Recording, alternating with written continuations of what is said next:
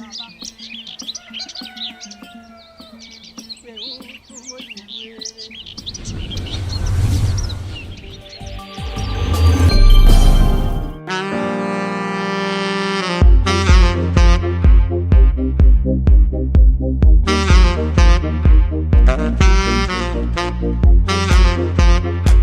conversation that we think everybody needs to pick up is about what happens, what is going to happen in the next 6 months, what is happening now. The last survey I checked for the real estate agent specifically indicated that about 80% of real estate agents still believe that the property prices are not going to fall, at least in the next 3 months. As consumers of real estate, there's a way the COVID-19 has already impacted those who are paying mortgage or those who are paying rent. So the conversation we all need to have is, how do we move from here? As a tenant, is there a way that you're communicating to the owner of the property you're occupying about where you're going from here? If you've lost your job, are you quiet or are you talking about this with the owner of your property?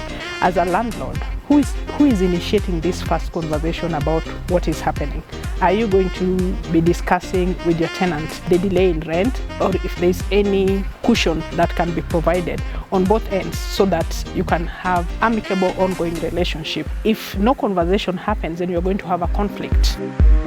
Let me just say, for people in the real estate, especially tenants and landlords, that is where there is a big hitch. I believe the tenants have the humanitarian heart. They would really love to help their tenants survive the pandemic, but then again, there are those who depend on the rent. It could be their only source of income. So just like the employees who've lost their work, their jobs, and all have gotten pay cuts, the landlords also have to survive. It's a tricky situation. The real estate has always been perceived as a preserve for the old pensioners and seasoned business people.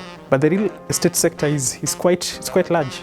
So it still involves tenants, landlords. I would say that COVID-19 has had great socioeconomic impacts, specifically on us, the youth. Companies have laid off large numbers of people and businesses are not thriving as they were. So that leaves the youth specifically as very vulnerable. The discussion that we'll be having is, which are those plans that you can come up with so that it can create that enabling environment for us as the youth to still look at real estate as an opportunity post this pandemic.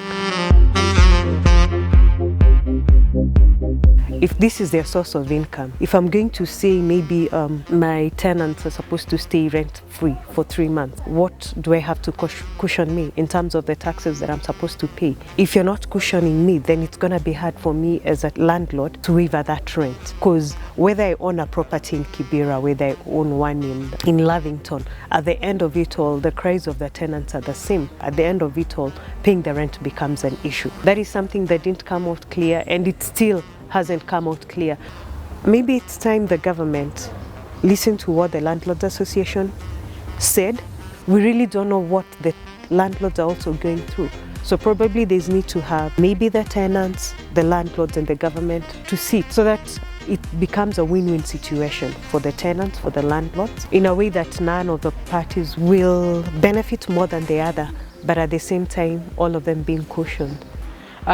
We don't want the current situation to end up having conflict between tenant-landlord relationship, and therefore it is important that each party tries to have this conversation. Silence is not the way to approach it. Both parties should avoid. If the landlord is not speaking, then I think the tenant need to take the initiative, because it's not everyone who probably have lost their job. This challenge is affecting everyone, but at different levels. Be proactive about everything than wait until someone is evicted, until doors are knocked off, someone's property is auctioned because of non-payment of rent. So the conversation about how this has impacted on real estate, property ownership, rent payment, mortgage payment, we should start the conversation.